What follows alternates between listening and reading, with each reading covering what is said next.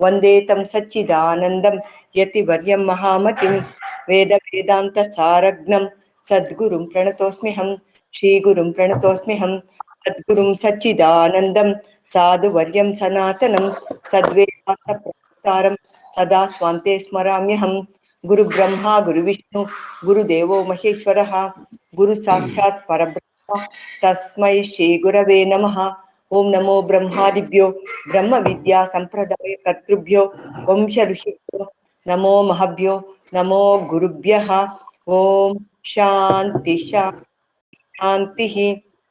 ಭಗವಂತನ ಅನುಗ್ರಹ, ಗುರುಗಳ ಅನುಗ್ರಹದಿಂದ ನಾವು ಈ ಗೌಡಪಾದ ಹೃದಯ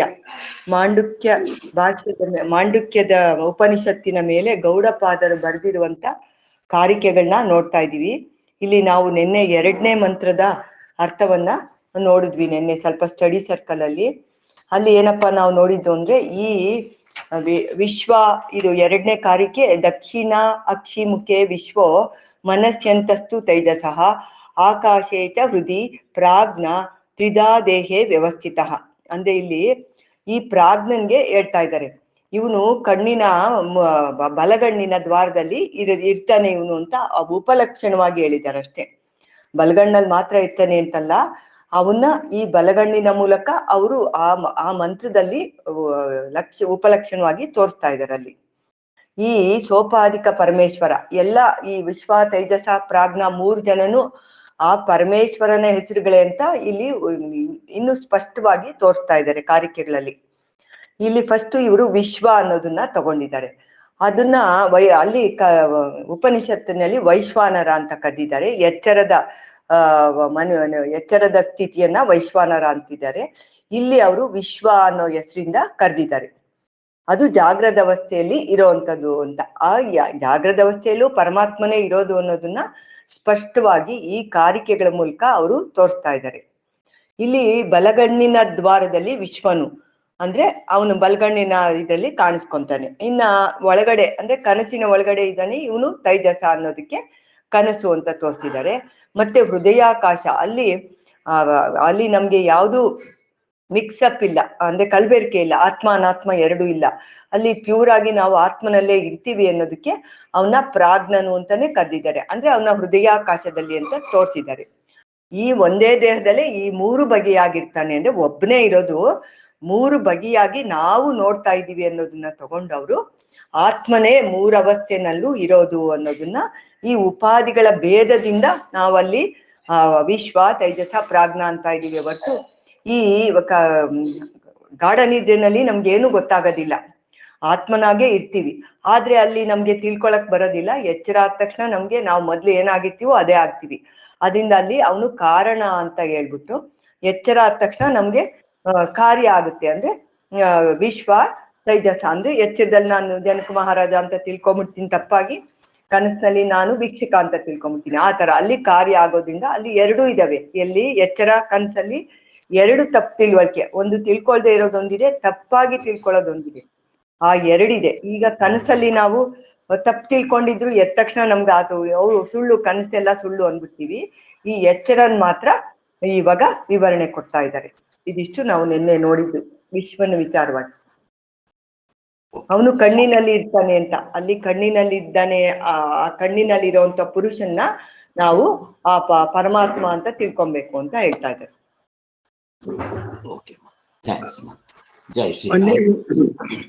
ಹರಿ ಓಂ. ಒಂದ್ ಸಂಶಯ, ಇಲ್ಲಿ ಎಚ್ಚರದಲ್ಲೇ 3 ನೋಡ್ಕೋಬಹುದು ಅಂತ ಹೇಳಿದ್ಮೇಲೆ ಇವು ಒಂದೇ ಟೈಮ್ ಲೈನಾ, ಒಂದೇ ಕಾಲನಾ? ಅಂದ್ರೆ ಇಲ್ಲ, ಒಂದೇ ಕಾಲ ಇಲ್ಲ, ಒಂದೇ ಟೈಮ್ ಲೈನ್.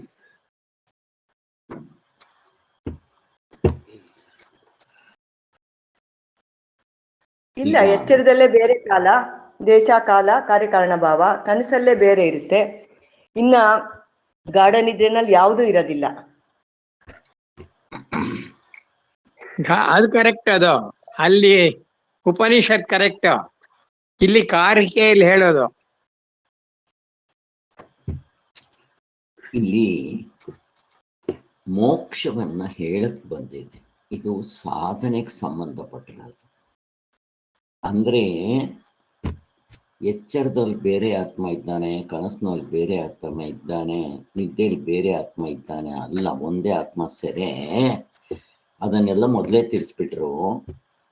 ನಾವು ಎಚ್ಚರದಲ್ಲೇ ಈ ಅನುಭವವನ್ನ ನಾವಿವಾಗ ಆತ್ಮನ್ ಗುರುತಿಸ್ಬೇಕು ಅಂದ್ರೆ ನಿದ್ದೆಗೆ ಹೋಗ್ಬೇಕು ಅಟ್ಲೀಸ್ಟ್. ಆದರೆ ಅಲ್ಲಿ ಮೋಕ್ಷ ಆಗೋದಿಲ್ಲ. ಈ ದೃಷ್ಟಿಯಿಂದ ನಮಗೆ ಎಚ್ಚರದಲ್ಲೇ ಆತ್ಮನ್ನ ಹೇಗೆ ಕಂಡ್ಕೋಬೇಕು ಅನ್ನೋದು ಹೇಳ್ತಾ ಇದ್ದಾರೆ. ಇದು ಸಾಧನೆಗೆ ಸಂಬಂಧಪಟ್ಟಿರೋದು. ಈಗ 3 ಆತ್ಮರನ್ನ ನಾವು ಎಚ್ಚರದಲ್ಲೇ ತಿಳ್ಕೊಬಹುದು. ನಾವು ಅವಸ್ಥೆಗಳನ್ನ ವಿಚಾರ ಮಾಡುವಾಗ ಕಾಲ, ದೇಶ, ಕಾರ್ಯಕಾರಣ ಭಾವ ಡಿಫರ್ ಆಗುತ್ತೆ, ಅದು ಬೇರೆ. ಇಲ್ಲಿ ಕಾಲ, ದೇಶ, ಕಾರ್ಯ, ಕಾರಣ ಭಾವಗಳನ್ನ ಮೀರಿರೋ ಆತ್ಮತತ್ವವನ್ನ ನಾನು ಎಚ್ಚರದಲ್ಲಿ ಇಲ್ಲಿ ಈಗಲೇ ತಿಳ್ಕೊಬೇಕಾಗಿದೆ. ವಸ್ತುತಂತ್ರವಾದ ಸಾಧನೆ ಇದು. ಭಾವನೆ ಮಾಡೋದು, ಇಮ್ಯಾಜಿನೇಷನ್ ಮಾಡೋದು ಕರ್ತೃತಂತ್ರ ಸಾಧನೆ ಅಲ್ಲ. ಹಾಗೆ ಸೊ ಪರಮಾರ್ಥ ಚಿಂತಾಮಣಿಯಲ್ಲಿ ಸ್ವಾಮಿಗಳು ಅದನ್ನ ಏನ್ ಹೇಳಿದ್ರು, ಘಡನಿದ್ರೆ ತೋರಿಸಿದ್ರು. ಯಾವುದನ್ನ? ಅರಿವನ್ನ. ಆದ್ಮೇಲೆ ಅರಿವು ಪಾಠ ಆದ್ಮೇಲೆ ನಾವು ಎಚ್ಚರದಲ್ಲೇ ಈ ಆತ್ಮನನ್ನ ಕಂಡುಕೊಳ್ಳಕ್ಕಾಗುತ್ತಾ ಅಂತ ಅಲ್ಲಿ ಹೇಳಿದ್ರು. ಇಲ್ಲಿ 3 ಸೇರಿಸಿ ನಾವು ತಿಳ್ಕೊಬಹುದು ಅಂತ ಹೇಳ್ತಾ ಇದ್ದಾರೆ ಇಲ್ಲಿ. ಹಾಗೆ ಇಲ್ಲಿ ಬಲಗಣ ದ್ವಾರ ಎಚ್ಚರವನ್ನು ತಗೊಂಡಿದ್ದಾರೆ. ಮನಸ್ಸಿನಲ್ಲೇ ನೋಡ್ಕೊಳ್ಳೋದನ್ನ ಕನಸು, ಹೃದಯದಲ್ಲಿ ನೋಡ್ಕೊಳ್ಳೋದಕ್ಕೆ ನಿದ್ದೆ ಅಂತ ಹೇಳಿದ್ದಾರೆ.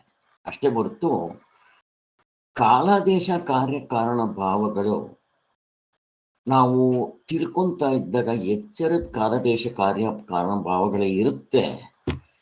ಬಟ್ ನೀವು ತತ್ವದಲ್ಲಿ ನಿಂತ ಮೇಲೆ ಆ ಆತ್ಮಸ್ವರೂಪ ಎಲ್ಲವನ್ನೂ ಮೀರಿರೋನು ಅನುಭವ ನಮ್ಗೆ ಬರುತ್ತೆ. ಈಗಲೇ ನಮಗೆ ಗೊತ್ತಾಗಿದೆ. ಹಾಗಾದ್ರೆ ಅವನು ಬರೀ ಕಾಲದೇಶ ಕಾರ್ಯ ಕಾರಣ ಭಾವವನ್ನ ಮೀರಿದ್ದಾನೆ. ಹಾಗಾದ್ರೆ ಕಾಲದೇಶ ಕಾರ್ಯ ಕಾರಣ ಭಾವದಲ್ಲಿ ಇಲ್ವಾ ಪ್ರಶ್ನೆ ಕೇಳ್ತಾ ಇದ್ದೀನಿ. ಇದಾನೆ ಸರ್, ಅದ್ರಲ್ಲಿ ಅನುಮಾನ ಇಲ್ಲ ಸರ್, ಇದಾನೆ ಸರ್, ಇದ್ದಾನೆ. ಆದ್ರಿಂದ ಅವನು ಇಲ್ಲದೆ ಇರೋ ಜಾಗ ಯಾವುದು? ಇದನ್ನ ಹೇಗೆ ಹೇಳ್ತೀರಾ ನೀವು? ಇದಕ್ಕೇನಿದೆ ಪ್ರೂಫು? ಯಾವುದಾದ್ರೂ ಮಂತ್ರದ ಆಧಾರ ಇದೆಯಾ? ಕಾಲದೇಶ ಕಾರ್ಯ ಕಾರಣ ಭಾವಗಳನ್ನೂ ಮೀರಿ ಇದ್ದಾನೆ, ಮತ್ತೆ ಕಾಲದೇಶ ಕಾರ್ಯ ಕಾರಣ ಭಾವದಲ್ಲೂ ಇದ್ದಾನೆ ಅನ್ನೋದಕ್ಕೆ ಮಂತ್ರದ ಆಧಾರ ಏನು? ಅನುಭವದ ಆಧಾರ ಏನು? ಮಂತ್ರ ಯಾವ ಮಂತ್ರ? ಪೂರ್ಣಮದಂ ಪೂರ್ಣಮಿದಂ ಪೂರ್ಣಾತ್ ಪೂರ್ಣಮುದಚ್ಯತೆ. ಅದು ಕರೆಕ್ಟ್, ವೆರಿ ಗುಡ್. ಆದ್ರೆ ಇಲ್ಲಿ ನಮ್ಗೆ ಉಪನಿಷತ್ತಿನಲ್ಲೇ ಮೊದಲನೇ ಮಂತ್ರ ಬಂದಿದೆಯಲ್ಲ ಸರ್? Correct, correct. ಅಲ್ಲೂ ಅಷ್ಟೇ. ಕಲ್ಪನಾ ಅವ್ರು ನೋಡ್ರಿ, ನನ್ಗೆ ಆ ಕಲ್ಪನೆ ಇರಲಿಲ್ಲ. ಕಲ್ಪನಾ ಅವ್ರು ನಿಮ್ ಕಲ್ಪನೆ ಅಲ್ಲ, ನನಗೆ ಇದ್ರ ಕಲ್ಪನೆ ಇರಲಿಲ್ಲ. ಈಗ ನೋಡ್ರಿ ಅವ್ರು ಹೇಳಿದ್ದು ಎಷ್ಟು ಚೆನ್ನಾಗಿ ಹೊಂದುತ್ತೆ. ಪೂರ್ಣಮದಂ ಪೂರ್ಣಮಿದಂ. ಹಾಗೆ ಒಬ್ಬೊಬ್ಬರಿಗೊಂದೊಂದ್ ತರ ಹೊಳೆಯುತ್ತೆ, ಬಟ್ ಎಲ್ಲ ಕರೆಕ್ಟ್ ಆಗಿರುತ್ತೆ. ಎಲ್ಲ ಅನುಭವಕ್ಕೊಂದು ಹಂಗಿದೆಯಲ್ಲ, ಮತ್ತಿನ್ನೇನ್ ಬೇಕು? ಹೇಗಿದೆ ನೋಡ್ರಿ, ಇದು ನಾವು ಕುಣಿಯೋ ತರ ಆಗೋದು ಅನ್ನೋದು. ಅವರವರ ದೃಷ್ಟಿಕೋನದಿಂದ ಹೇಗೆ ನೋಡಿದ್ರು ಹೊಂದುತ್ತೆ ಅಂತ. ಹೀಗೆ ಆ ಮಂತ್ರದಲ್ಲಿ ಏನ್ ಹೇಳಿದೆ ಹೇಳಿ ಕೃಷ್ಣ. ಆ ಮಂತ್ರದಲ್ಲಿ ಓಮಿತ್ಯೇದ ಅಕ್ಷರಮಿದಂ ಇದೆ. ಓಂ ಅನ್ನೋದೇ ಅಕ್ಷರ, ಎಲ್ಲ ಸರ್ವಂ ಅಂತಂದಿದ್ದಾರೆ ಸರ್. ಎಲ್ಲ ಭೂತಂ ಭವಿತ್ ಭವಿಷ್ಯ, ಭೂತ ಭವ ಇರೋದು, ಆಗಿ ಹೋಗಿರೋದು, ಇನ್ನು ಮುಂದಕ್ಕಾಗೋದು ಎಲ್ಲವೂ ಓಂಕಾರನೇ ಅಂದಿದ್ದಾರೆ. ಆಮೇಲೆ ತ್ರಿಕಾಲಾತೀತವಾಗಿ ಇನ್ನು ಇದು ಕಾಲದಲ್ಲಿದೆ, ಇವು 3 ಇನ್ನು ಮುಂದಕ್ಕೆ ಏನಿದೆಯೋ ತ್ರಿಕಾಲ, ಆ ಕಾಲದಿಂದ ಅತೀತವಾಗಿರುವಂಥದ್ದು ಅದು ಓಂಕಾರನೇ ಅಂತ ಅಂದಿದ್ದಾರೆ ಸರ್. ನೋಡ್ರಿ, ಅಲ್ಲಿಗೆ ದೃಶ್ಯ ಪ್ರಪಂಚ ಅದೃಶ್ಯ ಪ್ರಪಂಚದಲ್ಲಿ ಆ ಓಮೇ ಇರೋದು. ಓಂ ಅಂದ್ರೆ ಆತ್ಮ, ಆತ್ಮನಿಗೆ ತುಂಬಾ ಹತ್ತಿರವಾಗಿರೋ ಹೆಸರು ಅಂದ್ರೆ ಓಂ ಅಂತ ಅಷ್ಟೇ. ಹೇಗೆ ಇದು ನಾಮ ಆಯ್ತು, ಹಾಗೆ ಅಭಿಧಾನ ಆಯ್ತು. ಅಭಿಧೇಯ ಆತ್ಮನಿಗೆ ಹತ್ತಿರ ಅಂತ ಯಾವಾಗ್ಲೂ ಎಕ್ಸಾಂಪಲ್ ಕೊಡ್ತಾರೆ. ಯಾವುದು? ಅಭಿಧೇಯ ಅಂದ್ರೆ ಯಾವುದು? ಓಂಕಾರ. ಓಂಕಾರ. ಓಂಕಾರ. ಓಂಕಾರ. ಅಭಿಧೇಯ. ಅಭಿಧಾನ ಹೇಳಲಿಲ್ಲ. ಅಭಿಧಾನ ಓಂಕಾರ. ಹೆಸರು ಆತ್ಮನೆ. ಆತ್ಮನೆ. ಆತ್ಮನೆ. ಕರೆಕ್ಟು. ಬ್ರಹ್ಮ, ಆತ್ಮ. ಇಲ್ಲಮ್ಮ, ನನ್ನ ಪ್ರಶ್ನೆ ಅರ್ಥ ಮಾಡ್ಕೊಂಡಿಲ್ಲ. ಈಗ ಹೆಸರಿನಿಂದ ಹೇಳ್ಬೇಕಾದ್ರೆ, ನಾಮದಿಂದ ಹೇಳ್ಬೇಕಾದ್ರೆ, ವಾಚಕದಿಂದ ಹೇಳ್ಬೇಕಾದ್ರೆ, ಅಭಿಧಾನದಿಂದ ಹೇಳ್ಬೇಕಾದ್ರೆ ಓಂ. ಈಗ ನಾನು ಕರೆಕ್ಟ್, ನೀವು ಬ್ರಹ್ಮ ಅಂತಂದ್ರೆ ಇಲ್ಲಿ ನಾನು ಶಾಸ್ತ್ರದಲ್ಲಿ ಆತ್ಮನಿಗೆ ಆಬ್ಜೆಕ್ಟಿಫೈ ಆಗಿ ಯಾವುದಾದ್ರೂ ಒಂದು ಕೊಡ್ಬೇಕು ಅಂತಂದ್ರೆ ಒಂದು ಯಾವಾಗಲೂ ಹೇಳ್ತಾರೆ, ಆತ್ಮನ ತುಂಬಾ ಹತ್ತಿರವಾಗಿರೋ ಎಕ್ಸಾಂಪಲ್ ದೃಷ್ಟಾಂತ ಯಾವುದು ಅಂತ? ಆಕಾಶನ ಸರ್. ಆಕಾಶ ಹಿಡ್ಕೊಳ್ರಿ. ಆಕಾಶ ಎಲ್ಲಿಲ್ಲ, ಎಲ್ಲಿ ಸ್ಟಾರ್ಟ್ ಆಗುತ್ತೆ, ಎಲ್ಲಿ ಕೊನೆ ಆಗುತ್ತೆ, ಅದರ ಮಧ್ಯಭಾಗ ಯಾವುದು ಹೇಳ್ರಿ ನೋಡೋಣ. ಹೇಳಕ್ ಬರೋಲ್ಲ. ಆಕಾಶ ವಿಶಾಲವಾಗಿದೆ, ಹೇಗಿದೆ ನೋಡ್ರಿ. ಇನ್ನೂ ಸ್ವಲ್ಪ ಇದ್ರ ಬಗ್ಗೆ ಎಕ್ಸ್ಪ್ಲನೇಷನ್ ಕೊಡ್ಬೇಕು. ಯಾರಿಗಾದ್ರೂ ಕೊಡೋಕೆ ಗೊತ್ತಾ? ಈಗ ನಾನು ಇಂಡಿಯಾದಿಂದ ಅಮೇರಿಕಾಗೆ ಬರ್ತೀನಿ, ಗಾಳಿ ಎತ್ಕೊಂಡ್ಬರ್ಬೇಕಾ, ಆಕ್ಸಿಜನ್ ಎತ್ಕೊಂಡ್ಬರ್ಬೇಕಾ? ಗಾಳಿ. ನಾನು ಹೇಳ್ತಾ ಇರೋದು ಇವಾಗ ಭೂಮಿ ಇಲ್ಲ, ಭೂಮಿ ಬಿಟ್ಬಿಡ್ರಿ, ಅಲ್ಲ ಮೇಲ್ಗಡೆ ಆಕಾಶ ಬರುತ್ತೆ, ಬರ್ತಾ ಇರ್ಬೋದು. ಜಲ ಇಲ್ಲ, ಜಲ ಇಲ್ಲ ಅಂದ್ರೆ ಅಲ್ಲಿ ನೀರು ಕೊಡ್ತಾರೆ, ಅದು ಬೇರೆ. ಆಮೇಲೆ ಅಗ್ನಿ ಇಲ್ಲ, ಅಗ್ನಿ ಅಂದ್ರೆ ನಾವು ಅದೇ ಹೇಳ್ತಾ ಇಲ್ಲ. ಇನ್ನ ಗಾಳಿ ನಾನು ಎತ್ಕೊಂಡ್ಬರ್ಬೇಕಾಗಿಲ್ಲ, ಗಾಳಿ ಅಮೆರಿಕಾದಲ್ಲಿ ಇದೆ. ಈಗ ನಾನು ಇಲ್ಲಿಂದ ಚಂದ್ರಲೋಕಕ್ಕೆ ಹೋಗ್ಬೇಕಾದ್ರೆ ಗಾಳಿ ಇಲ್ಲದೆ ಹೋಗ್ತೀರಾ? ಏನ್ ಮಾಡ್ಬೇಕು ಇವಾಗ? ನಾನು ಸಿಲಿಂಡರ್ನಲ್ಲಿ ಗಾಳಿ ಎತ್ಕೊಂಡು ಹೋಗ್ಬೇಕು. ಈಗ ನಾನು ಗಾಳಿಯನ್ನ, ಆಕಾಶವನ್ನ ನೀವು ಪ್ರಪಂಚದಲ್ಲಿ ಎಲ್ಲಿ ಸುತ್ತಬೇಕಾದ್ರೂ ಎತ್ಕೊಂಡು ಹೋಗ್ಬೇಕಾಗಿಲ್ಲ.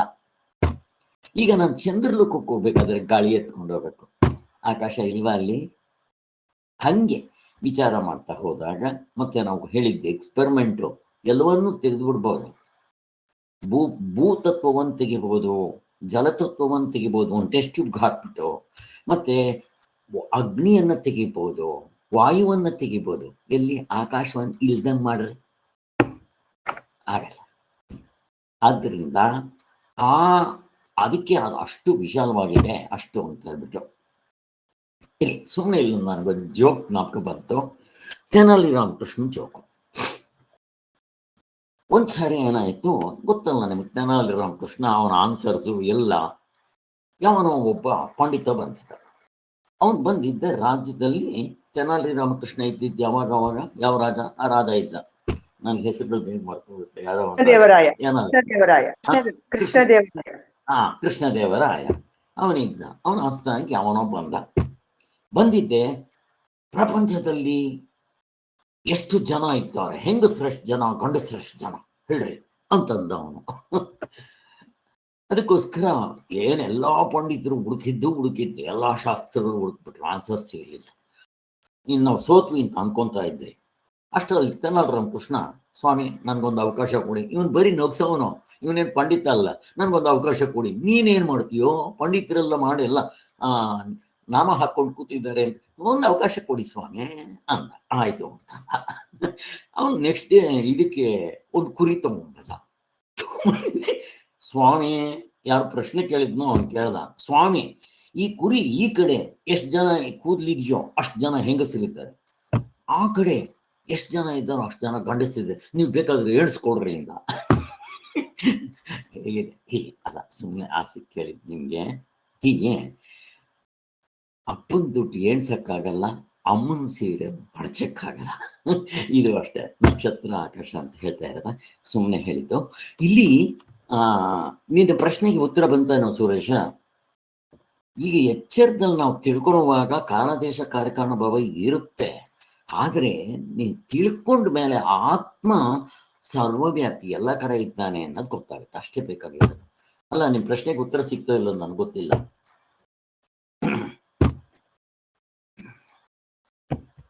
ಓಕೆ, ಈಗ ನಾವು ಮುಂದಕ್ಕೆ ಹೋಗ್ಬೇಕಾಗಿದೆ. ಮುಂದಕ್ಕೆ ಹೋಗೋಣ.